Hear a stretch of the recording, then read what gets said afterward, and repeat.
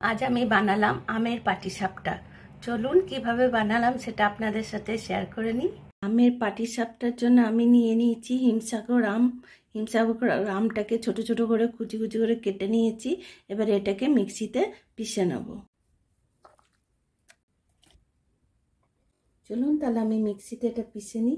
পাটিসাপটার batter বানানোর জন্য আমি বয়েলের মধ্যে নিয়ে নিচ্ছি ময়দা। আমি 1.5 চামচ ময়দা নিলাম। যতটা ময়দা নিয়েছি ততটাই সুজি নিয়ে নিলাম। 1 চামচের মতন চাল গুঁড়ি দিয়ে দিই। আমি গুঁড়ো চিনি ব্যবহার করছি। এতে আমি আন্দাজ পরিমাণে চিনিটা দিচ্ছি। আপনারা যেমন মিষ্টি খান তেমন চিনিটা দিয়ে দেবেন। চিনিটা গুঁড়ো হলে ব্যাটারটা গুলতে সুবিধা হয়। আমি 1 চিমটে মতন নুন দিয়ে দিলাম। ব্যাটারটা হালকা গরম জল বা হালকা গরম দুধ দিয়েই গুলতে হবে। ঠান্ডা দুধ বা ঠান্ডা জল দিয়ে গোলা যাবে না। এতে আমি 1 কাপ মতন হালকা গরম দুধ দিয়ে দিচ্ছি। আমি ব্যাটারটাকে ভালো করে গুলে নেব। এতে আমি 1 কাপ মতন আমের পাল্প দিচ্ছি। আমি হিমসাগর আম নিয়েছি। হিমসাগর আমের পাল্প দিচ্ছি। হিমসাগর আম নিয়েছি বলে আমাকে এটা ছাকার প্রয়োজন পড়েনি। হিমসাগর আম না নিলে আপনারা ছাঁকনি দিয়ে ছেঁকে তারপরে নেবেন। আমি ব্যাটারটাকে ভালো করে গুলে নেব। আমের পাটিসাপটা করার জন্য আপনারা চেষ্টা করবেন হিমসাগর আম নেওয়ার। হিমসাগর আম না থাকলে তাহলে অন্য কোনো আম নিতে পারেন। এটা আমি ভালো করে গুলে নিচ্ছি। ব্যাটারটাকে ভালো করে গুলে নিয়েছি। ব্যাটারের থিকনেসটা যেন এরকম থাকে, এর থেকে বেশি পাতলা বা মোটা যেন না হয়। পাটিসাপটার পুরটা আমি কলাকান দিয়ে বানাবো।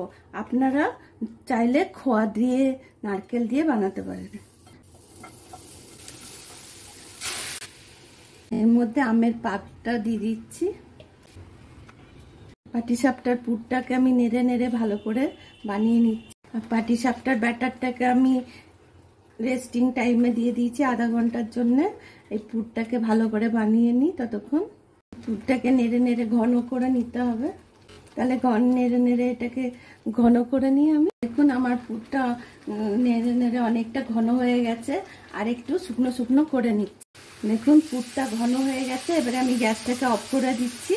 নিয়ে ঠান্ডা হতে দেবো। এটাকে ঠান্ডা হয়ে গেলে আমি পাটিসাপটাগুলো বানিয়ে নেবো। এটার পুরটা আমার ঠান্ডা হয়ে গেছে। এবার আমি পাটিসাপটাগুলো বানিয়ে নিই। চলুন ফ্রাইং প্যানটাকে ভালো করে গরম করে নিয়ে লো আঁচে রেখে দিতে হবে প্যানটা।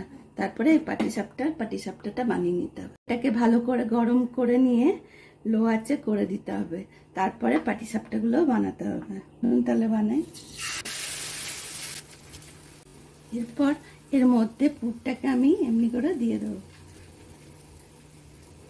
তারপর উল্টে উল্টে নিয়ে আসবো এটাকে।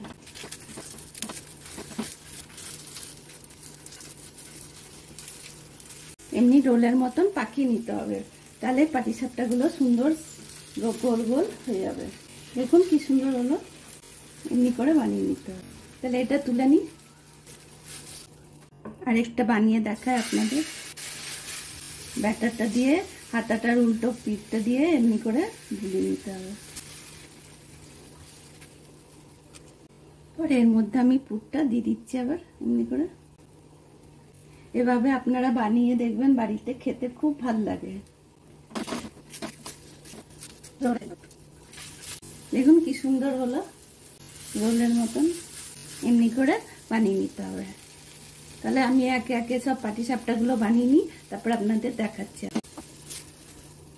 আমার এই রেসিপিটা যদি আপনাদের ভালো লেগে থাকে তাহলে আমার চ্যানেলটাকে লাইক, শেয়ার, কমেন্ট আর সাবস্ক্রাইব করে দেবেন।